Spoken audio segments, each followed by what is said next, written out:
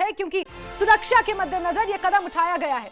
ऐतिहासिक लाल किले को अगले आदेश तक बंद कर दिया गया है और साथ ही साथ आपको बता दें कि लाल किला सिर्फ एक ऐतिहासिक इमारत नहीं बल्कि हमारी देश की प्रमुख स्थानों में हमारे देश का इतिहास इस लाल किले के साथ जुड़ा हुआ है और इसकी बहुत ज्यादा महत्ता है।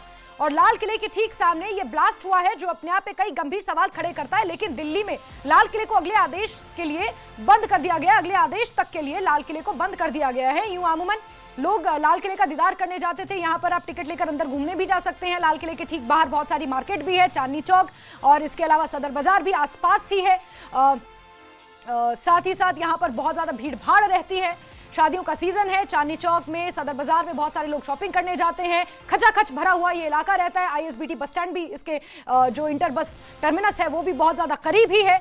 और ऐसे में सुरक्षा के मद्देनजर अब लाल किले को बंद कर दिया गया है अगले आदेश तक। दिल्ली ब्लास्ट मामले में लगातार बड़े बड़े अपडेट आ रहे हैं। आतंकी संगठन जैश ए मोहम्मद के हाथ होने का इसमें शक है और बड़ी खबर आपको बता रहे, कार में बम लगाकर ब्लास्ट करना जैश का पैटर्न है, जैश ए मोहम्मद का पैटर्न है और अंतर्राष्ट्रीय संगठन जैश ए मोहम्मद का हाथ इसमें हो सकता है। इस तरह की अभी खबरें सामने निकल कर आ रही हैं। आधिकारिक पुष्टि इसकी न्यूज़ 18 नहीं करता, लेकिन आपको बता दें कि आतंकी संगठन जैश ए मोहम्मद के हाथ होने का शक है।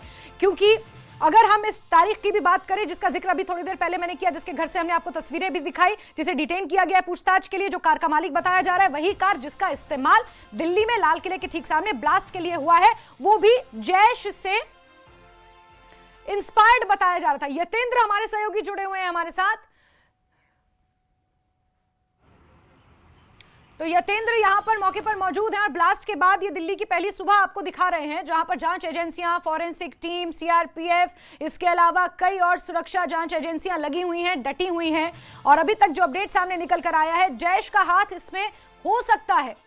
ऐसी खबर है, ऐसा अपडेट है कि जैश ए मोहम्मद का हाथ इस आतंकी हमला इसे कहें या ये सीएनजी ब्लास्ट था, इसकी जांच हो रही है, अभी क्लियर नहीं है। लेकिन जो कड़ियां जुड़ रही हैं वो इशारा इसी तरफ कर रही हैं कि अंतर्राष्ट्रीय आतंकवादी संगठन जैश ए मोहम्मद का हाथ इसमें हो सकता है। क्योंकि अगर आप क्रमानुसार इन कड़ियों को देखेंगे, अगर आप बीते दिनों कश्मीर घाटी में जो जांच हुई, जो छापे पड़े, ये तमाम चीजें देखेंगे, उसके बाद अगर आप हरियाणा आएंगे, हरियाणा के फरीदाबाद में जो बीते कल जांच हुई, ये तमाम चीजें इशारा इसी तरफ करती हैं। और अब लाल किले के ठीक सामने कि आपको तस्वीरें दिखा रहे हैं, जैसे कि मैंने कहा कि ब्लास्ट के बाद की ये पहली सुबह की तस्वीरें, और देखिए किस तरह गाड़ियों के परखच्चे उड़े हुए हैं, कांच टूट गए हैं, बिखरा हुआ है ये पूरा इलाका।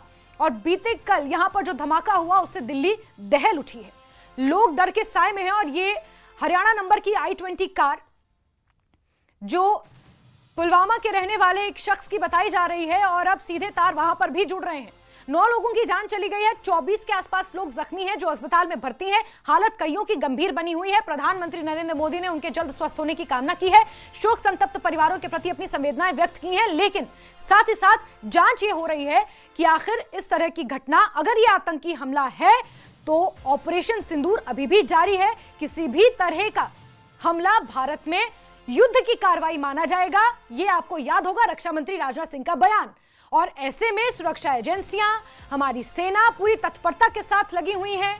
जगह जगह चौकसी को बढ़ा दिया गया है। जो ऐतिहासिक स्थल हैं, जिसमें अयोध्या का राम मंदिर भी शामिल है, सपनों की महानगरी कही जाने वाली मुंबई भी शामिल है, इसके अलावा जम्मू कश्मीर के सीमावर्ती इलाके भी हैं।